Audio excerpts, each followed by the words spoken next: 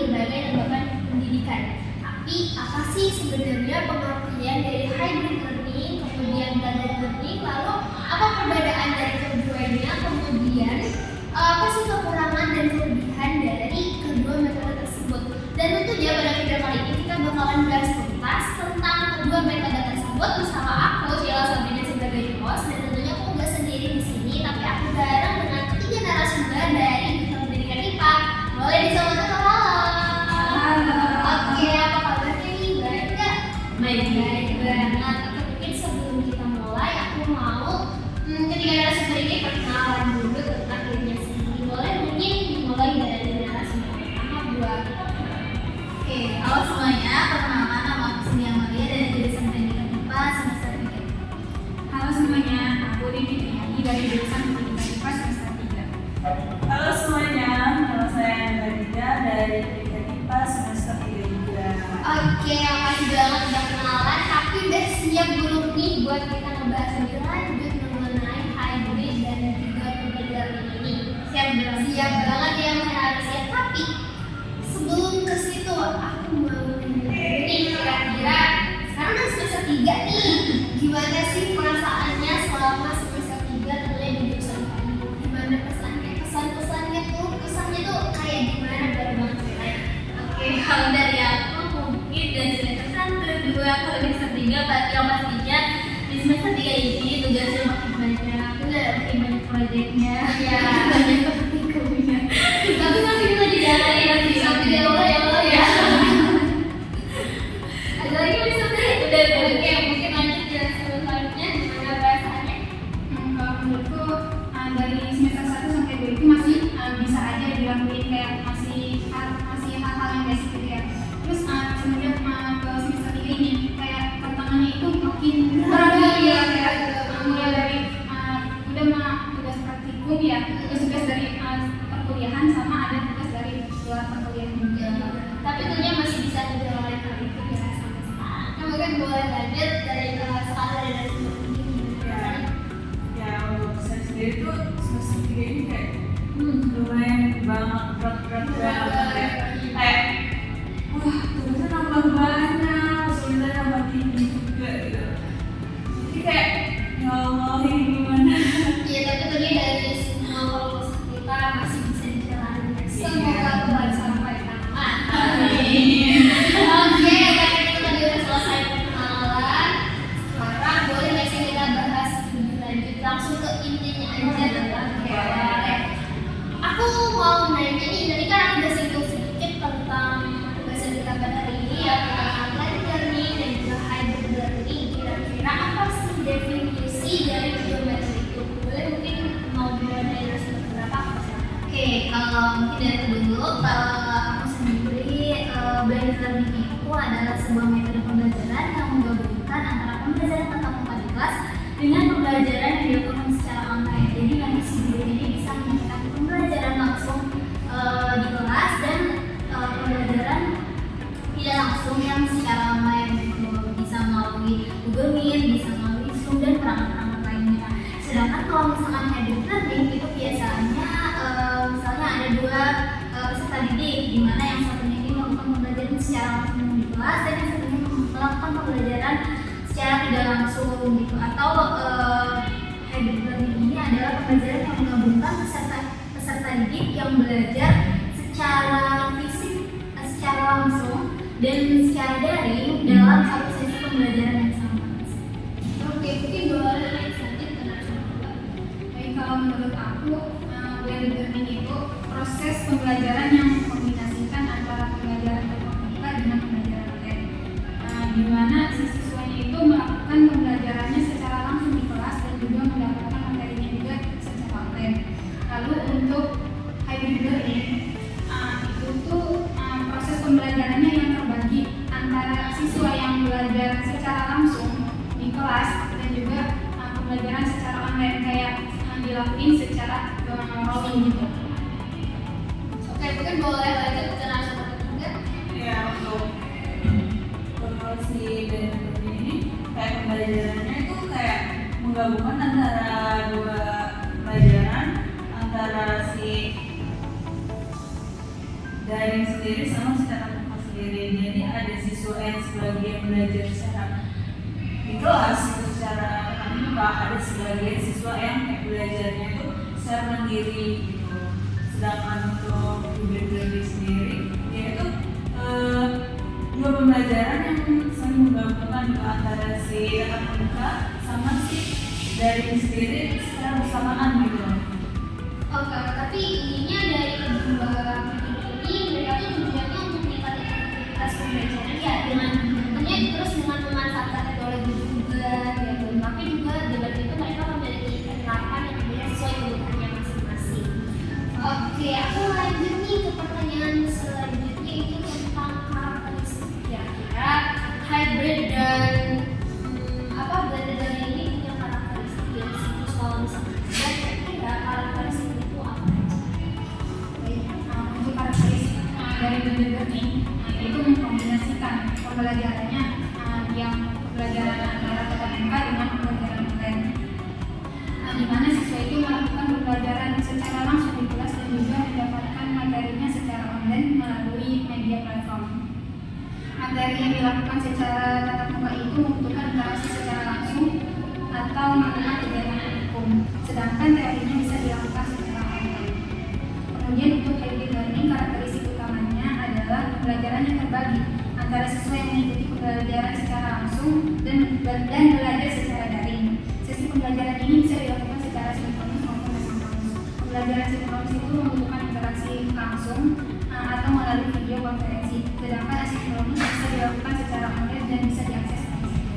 Oke, berarti keduanya ini benar-benar bergantung sama teknologi yang mana tadi ada yang namanya pembelajaran dengan cara kita dari itu online, otomatis kita butuh yang namanya perangkat media. Oke, karena tadi kita udah bahas karakteristik nih, sekarang kita bahas lebih lanjut tentang kelebihan dari kedua metode ini. Apa itu kira-kira? Ya, untuk kelebihan dari si blended learning sendiri itu dia tuh lebih fleksibel gitu ya cara belajarnya. Kenapa sih kayak lebih fleksibel? Soalnya dia tuh kayak belajar tuh mau dimanapun kapanpun, asalkan ada perangkat dan internet yang memadai untuk siswa ini belajar gitu ya. Yang selanjutnya itu dia bisa mengakses sumber belajar yang lebih mudah gitu. Kenapa lebih mudah? Karena dia bisa mendapatkan sumber belajar ini di internet, di internet gitu lah. Jadi kayak siswa itu lebih gampang untuk mendapatkan si buat belajar ini gitu. Seperti kayak video atau artikel ataupun platform digital lainnya gitu. Sedangkan untuk si hybrid learning sendiri kelebihannya itu bisa mengakomodasi si siswa yang kayak rumah yang jauh gitu, jauh dari sekolahan ataupun kayak ada terminal gitu. Jadi dia bisa mengakomodasi si siswa ini gitu. Terus soalnya sifatnya yang fleksibel juga, jadi siswa bisa belajar dimanapun dan kapanpun gitu. Mungkin ada tambahan? Untuk selanjutnya itu siswa itu bisa belajar lebih mandiri gitu. Kenapa lebih mandiri? Karena dia bisa yang tadi itu loh, dia bisa mengakses materi-materi belajar itu secara mandiri gitu. Oke, jadi kan tadi kita udah membahas tentang kelebihan dari hybrid dan blended. Sekarang masih ada kekurangannya kan? Iya, masih ada banget. Dan aku pengen tahu kira-kira kekurangan dari kedua metode ini apa? Oke, kalau kekurangan dari kedua metode ini menurut aku sendiri, hybrid learning dan blended learning itu sama-sama membuat kita siswa maupun guru itu ketergantungan dengan yang namanya teknologi gitu.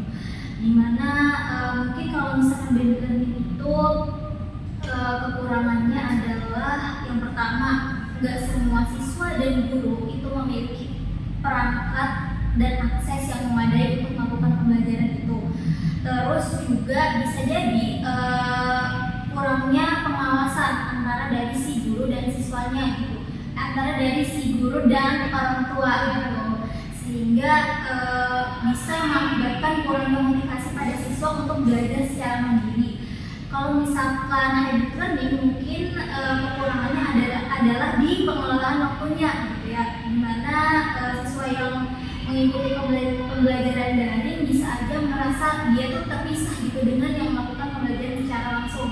kalau kita melakukan pembelajaran langsung kan kita bisa langsung bertanya Iya, ya, bisa langsung tatap muka juga. Kalau misalkan online mungkin agak terbatas gitu untuk Terus terkadang sampai jaringan juga Iya, bisa benar. jadi perangkat. Oke, tadi kan udah membahas kekurangan, kelebihan. Kemudian di sini aku pengen nanya tentang keterhubungan ke dalam pembelajaran tadi. Kira-kira dari kedua metode tadi itu tuh yang pengaplikasian antara blended learning terus hybrid learning itu kalau dalam pembelajaran itu seperti apa? Ya, gimana ya? Untuk brand learning itu sendiri ini, dia ini selalu cocok gitu untuk pembelajaran, untuk pengembangan teori dan praktikum. Contohnya kayak kalau di kelas tuh dia belajar nih tentang teori-teori gitu, kayak tentang teori apa sih reaksi kimia gitu kan. Nah, untuk di luar kelasnya bisa kayak di laboratorium ataupun gimana, dia bisa praktikum gitu secara langsung gitu. Jadi dia tuh lebih siswa itu lebih tahu gitu, lebih paham dengan materi yang telah dia pas belajar di kelas. Oke, kemudian untuk hybrid learning kita dapat membagi pembelajarannya. Untuk tatap muka itu bisa dilakukan untuk kegiatan diskusi atau eksperimen. Kemudian untuk teorinya bisa dilakukan secara daring. Misalnya untuk materi ekosistem, siswa dapat belajar secara mandiri melalui video konferensi, lalu didiskusikan materinya di kelas secara langsung. Oke, tapi kira-kira nih buat Gen Z ataupun Gen Alpha sekarang kira-kira kedua metode itu cocok nggak sih buat diterapin di zaman-zaman di era sekarang? Kira-kira gimana?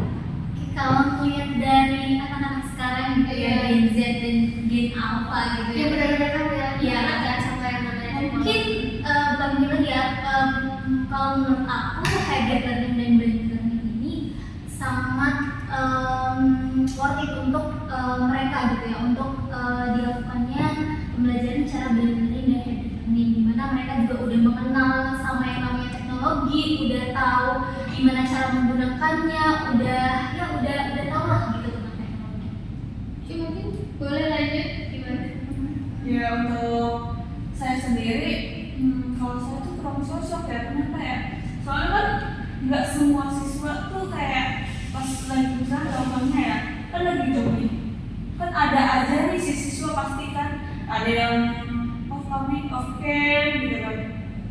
Lah entah pas off camnya itu entah dia itu pasti ada aja lah, entah main game atau scroll TikTok apa buka-buka sosmed lainnya gitu kan. Pasti kayak dia tuh kurang fokus gitu kan untuk belajar ini gitu. Terlalu banyak distraksi. Iya. Gimana kalau kira-kira waktu gak sih kedua metode tadi blended dan juga hybrid learning itu buat diterapin di zaman sekarang di era sekarang? Oke, kalau menurutku metode pembelajaran ini ada worth it-nya dan ada nggak worth it-nya. Nah, untuk worth it-nya itu siswanya itu kayak bisa melakukan pembelajarannya itu kayak misalkan dijeda gitu, kayak misalkan ada yang dilakukannya pas secara langsung, terus ada yang secara online. Nanti sesi secara online ini bisa dia itu untuk menghilangkan rasa bosannya itu di kelas, dan untuk kegiatan secara langsung itu bisa memaksimalkan kegiatan itu. Oke. Tapi kita kan pernah nggak sih ngerasain itu? Menurut aku kan pernah ya. Pernah. Iya kan? Pernah. Pernah banget ya. Pernah banget pas zamannya pandemi ya. Iya betul. Nah, aku pengen banget dengar cerita perasaan pas kita ngerasain itu kayak gimana. Boleh dari siapa aja yang mau mulai? Mungkin dari aku dulu. Oke, Dulu aku pernah ngalamin yang namanya pas SMA itu kan lagi SMA kelas 1 tahun 2020 kalau nggak salah itu, kan lagi zamannya pandemi COVID gitu ya. Dimana kita tuh kalau dari SMA aku sendiri itu melakukan pembelajaran secara hybrid gitu, dimana pembelajarannya itu si sebagian siswanya itu ke sekolah untuk melakukan pembelajaran secara langsung, dan sebagian lagi itu di rumah melakukan pembelajaran secara online. Kalau ditanya efektif atau enggak, menurut aku kurang efektif ya untuk yang melakukan pembelajaran di rumahnya secara online, karena bisa aja gitu ya dari gurunya kurangin pengawasan dari gurunya itu, sehingga siswanya tuh ya udah mau ininya mah gurunya ngejelasin gitu siswanya ternyata kemana-mana gitu. Tawain ya, ada gambar itu mungkin boleh. Jadi kalau sesuai pengalamanku, aku tuh pernah melakukan metode dengan metode hybrid learning. Nah itu tuh kayak kegiatannya si siswanya itu kayak dibagi kelompok menjadi 2 sesi. Nah ada yang melakukan sesinya itu secara offline di hari pertama. Nah kemudian di hari keduanya di rolling yang kebagian sesi kedua itu menjadi pembelajarannya tetap muka. Berarti itu ada sesinya gitu ya, sesi. Oke. Lanjut boleh dari yang ketiga gimana? Ya, untuk pengalaman saya sendiri ya pas COVID itu dulu sama sih kayak narasumber kedua ya. Jadi kita tuh kayak di sesi gitu kan. Jadi satu kelas kan pasti ada 30 ataupun sampai 31 siswa lah nih. Nah jadi kalau untuk di sekolah saya dulu tuh untuk dari si absen 1 sampai absen 15 tuh dia tuh kebagiannya dari jam 7:30 sampai jam 12 siang nih. Sedangkan untuk si absen 16 sampai ke 30 atau 31 dia itu di jam 1 sampai jam 4:30. Kayak gini tuh diulang-ulang terus sampai kayak satu minggu ini sesi pertama tuh masih tetap gitu ya. Jadi pembagian sesinya tuh sesuai absensi. Iya. Untuk sesi pertama tuh masih tetap nih kalau 1 minggu masih tetap kayak di sesi pertama. Nah untuk seminggu keduanya, minggu selanjutnya kita rolling dari sesi yang pertama itu jadi sesi kedua, sedangkan yang sesi kedua jadi sesi pertama. Menurut saya tuh kurang efektif ya, gimana ya, kayak kita tuh kurang berinteraksi gitu loh sama teman. Jadi kayak pas kita udah mau semester pas udah kelas 2 kan udah mulai gabung gitu ya, kayak kurang kenal gitu loh, ini siapa gitu. Kayak kita tahu nih mukanya, kita lupa namanya, ada yang tahu namanya tapi kita lupa. Iya, karena interaksi kita itu kurang. Iya betul. Betul banget. Kalau dari kakak sendiri Oke, dari aku sendiri karena aku juga ngerasain yang namanya pandemi. Aku sama kayak yang tadi sempat narasumber bilang di sesi, cuman kalau yang di sekolah aku tuh per kelas. Jadi kan kalau yang di aku tuh ada kelas AB gitu kan. Jadi nanti itu kita tuh dibaginya misalkan hari pertama misalkan hari Senin. Nah hari Senin itu kelas A yang masuk, nah kelas B yang tidak masuk. Kemudian dari selanjutnya itu kelas B yang masuk, kelas A yang tidak masuk, begitu seterusnya. Tapi kalau menurut aku perihal keefektifan dan enggaknya aku kurang efektif ya buat aku yang harus belajar secara tatap muka. Menurutku itu kurang efektif. Kenapa? Karena selama aku ngerasain belajar secara online, secara daring, walaupun ada hybridnya yang kayak kelas sesi, itu menurutku masih kurang efektif karena aku lebih banyak nggak ngertinya ketimbang aku ngertinya. Apalagi kalau misalkan gurunya ini lagi ngejelasin tentang matematika, hitungan. Iya, hitung itu benar-benar aku nggak ngeliat bapak ini ngejelasin apa. Terus kan kadang seperti yang udah dijelasin tadi, kita tuh kalau secara daring itu pasti ada distraksinya kan. Kalau mau ke kamar mandi dulu atau kita nggak lapor kayak di tangan kayak tiduran lebaran dan sebagainya. Itu juga salah satu distraksi yang nggak bisa kita hindari kan. Dan itu tuh benar-benar kayak ganggu. Kadang kalau misalkan lagi ke kamar mandi, terus ini lagi bagian hitung-hitungan. Kan awalnya itu masih belum banyak, tiba-tiba pas kita keluar dari kamar mandi ikut gabung lagi, hitungannya udah banyak. Nah kita kan kayak nggak tahu ini dari mana gitu, kok bisa kayak gini. Itu kan kalau secara daring mungkin bisa kita tanya, tapi tetap tingkat pemahamannya buat biasanya kurang gitu, masih kurang. Beda sama yang namanya kalau pas kita tetap langsung. Jadi kayak kita bisa, oh itu dari situ. Kalau misalkan kita ketinggalan, kita tinggalin lagi, Pak atau Bu, itu kira-kira kok bisa kayak gitu tadi dari mana ya? Itu kan lebih enak gitu, memang pas dari online ini. Aku sih kayak gitu. Tapi kalau perihal teksturnya, ya lumayan fleksibel. Kadang kalau guru aku tuh nanya kita mau jam berapa gitu. Jadi kayak kita bisa request 2 jamnya, cuman itu tadi minusnya kurang efektif aja. Kayak gitu sih kalau dari aku. Oke, kita tadi udah menjelaskan juga perihal perasaan kita masing-masing kalau kita belajar pandemi. Kira-kira buat kita mastiin si siswa ini kan nggak semuanya daerah perkotaan ya, ada juga daerah terpencil, terus belum tentu juga siswanya ini bisa memadai perihal perangkat elektronik, teknologi dan sebagainya. Kira-kira nih solusi buat mastiin semua siswa termasuk daerah terpencil ini bisa mengakses kedua metode ini dengan cara yang pakai teknologi tadi itu seperti apa? Mungkin kalau misalkan untuk mengatasi masalah itu ya adanya kesenjangan digital di daerah terpencil gitu yang nggak sama dengan daerah perkotaan, mungkin yang pertama yang bisa dilakuin itu adanya pemerataan yang namanya teknologi itu, dimana aku perlu adanya kerjasama antara pemerintah dan juga pihak tertentu gitu ya yang untuk memperluas yang namanya akses internet dan menyediakan perangkat yang murah dan gratis untuk siswa yang di daerah terpencil gitu. Terus yang kedua perlu diadakannya, kan nggak semua guru dan siswa gitu ya tahu dan paham cara menggunakan laptop, cara menggunakan teknologi yang baik dan benar gitu ya. Perlu diadakannya pelatihan secara merata, di mana guru dan siswa ini harus dilatih untuk yang namanya menggunakan teknologi secara optimal, terutama di daerah-daerah yang belum terbiasa dengan yang namanya teknologi dan belum terbiasa dengan adanya pembelajaran digital. Ya, mungkin kalau misalkan buat yang guru-guru yang muda mereka mungkin udah ngerti sama yang namanya teknologi, tapi kalau misalkan guru-guru yang sebelumnya yang terlibat ya udah lama itu menjadi guru mungkin benar-benar masih kurang menggunakan teknologi, sehingga itu tadi kita membutuhkan yang namanya pelatihan yang bersambung, sehingga nanti kalau misalkan pas gurunya menjelaskan lagi ke siswanya nih mereka juga jadi paham gitu, jadi bisa menjelaskan ke siswanya, enggak yang kayak ya saya juga sama nggak ngerti gitu, tapi kayaknya Ya jangan anggap kita iya betul. Oke, lanjut buat generasi kedua seperti apa? Atau mau dari narasumber ketiga dulu boleh?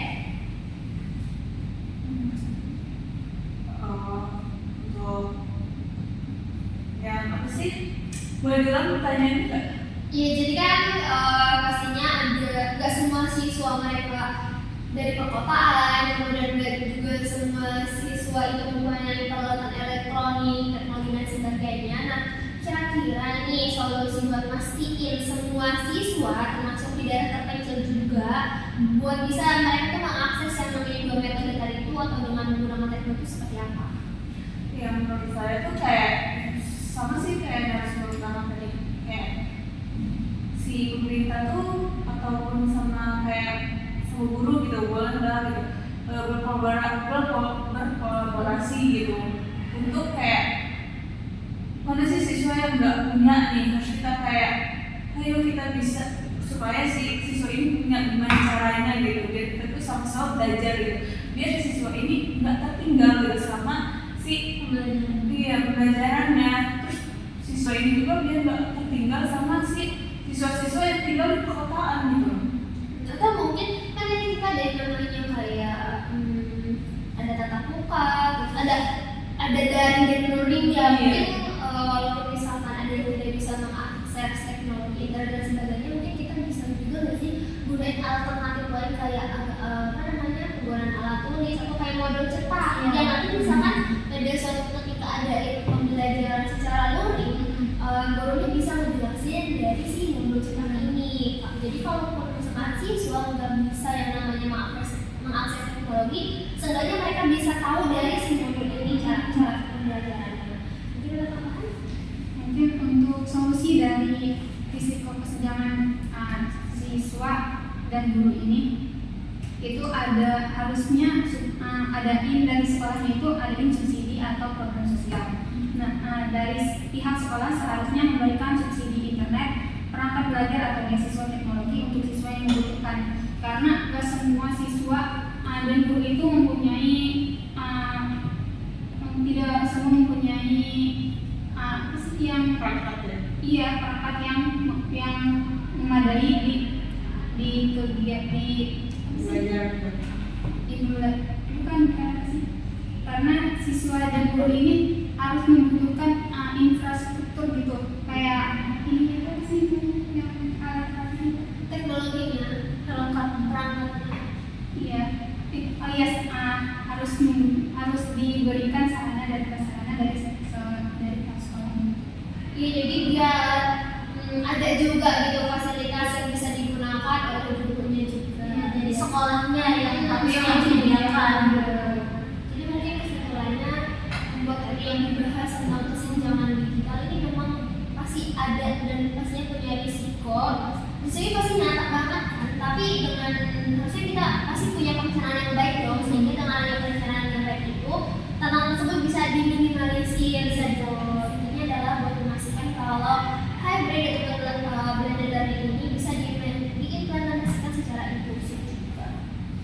Oke, sekarang kita udah di penghujung pembahasan. Harusnya panjang banget guys sih, tapi menurut aku cukup menarik sih pembahasan kita pada hari ini tentang blended dan juga hybrid learning, terutama yang tadi kita sambungkan dengan belajar itu sendiri kan.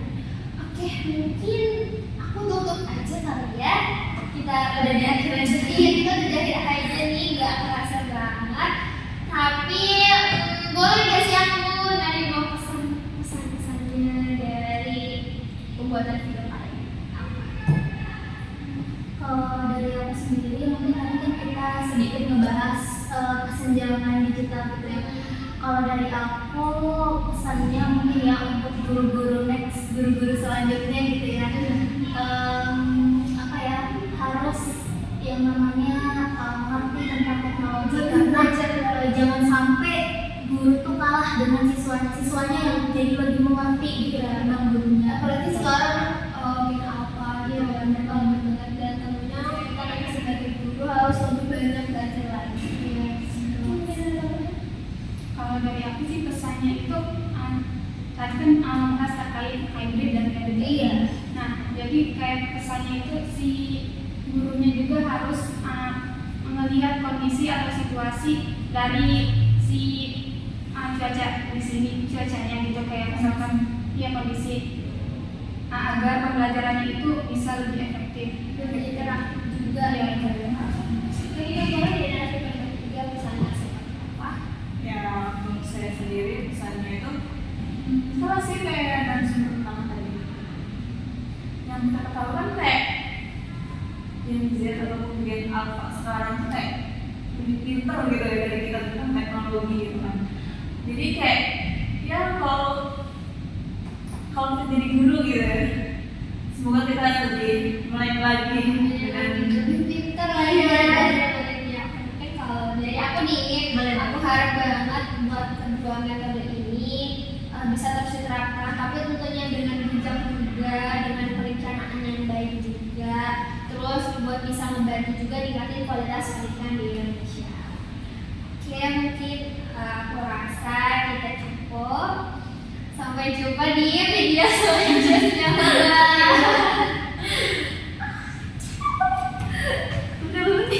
Udah dah ya. Iya. Kamu